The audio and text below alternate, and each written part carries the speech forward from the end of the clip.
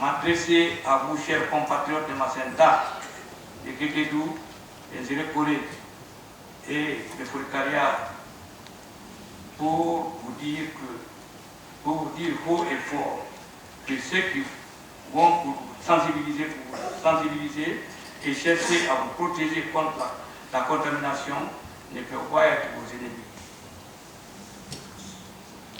C'est parmi ces mains invisibles, entendez certains élites qui vous désinforment, que se trouvent vos ennemis.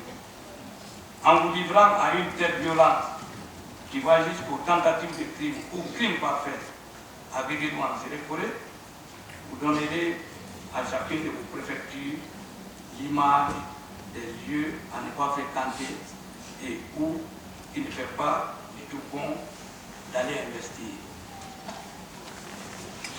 À l'opposé de ces acteurs qui se plaisent dans ce rôle de pyromane, nombreux sont nos compatriotes qu'il convient de féliciter chaleureusement parce qu'ils se sont impliqués dans la sensibilisation, parfois au risque de leur vie.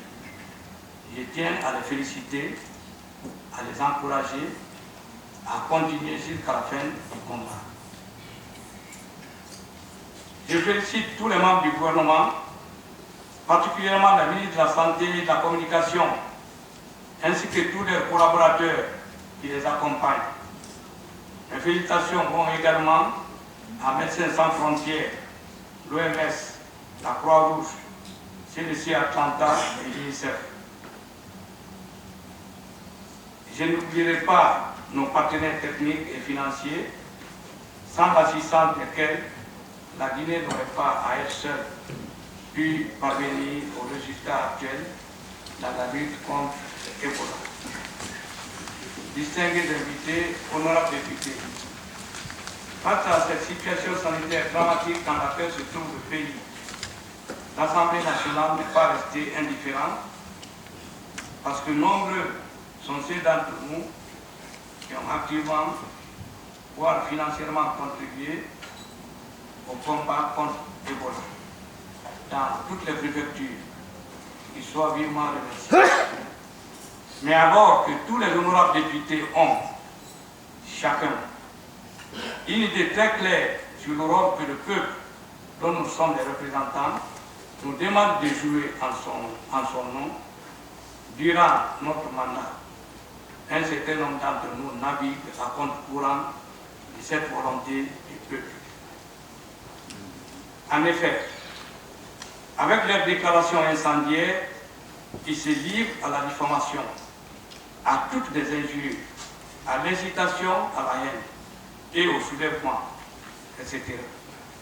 Face à ces comportements qui n'auront pas les intéressés et qui ne font que ternir l'image de notre institution, je vous invite, chers collègues, à réfléchir ensemble pour trouver une solution à ces lancinants problèmes.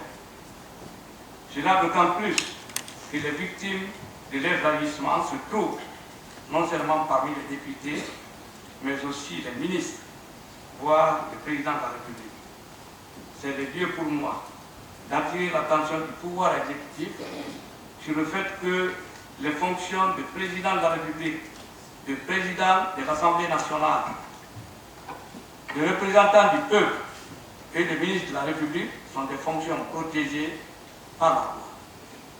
Pourquoi donc la justice reste-t-elle toujours indifférente dans notre pays face à la violation de la loi dans ces domaines et dans bien d'autres domaines?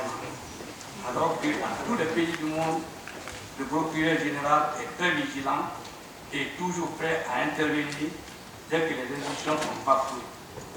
Ici, il est inaudible, comme si la fonction était inexistante dans la hiérarchie judiciaire dans notre pays.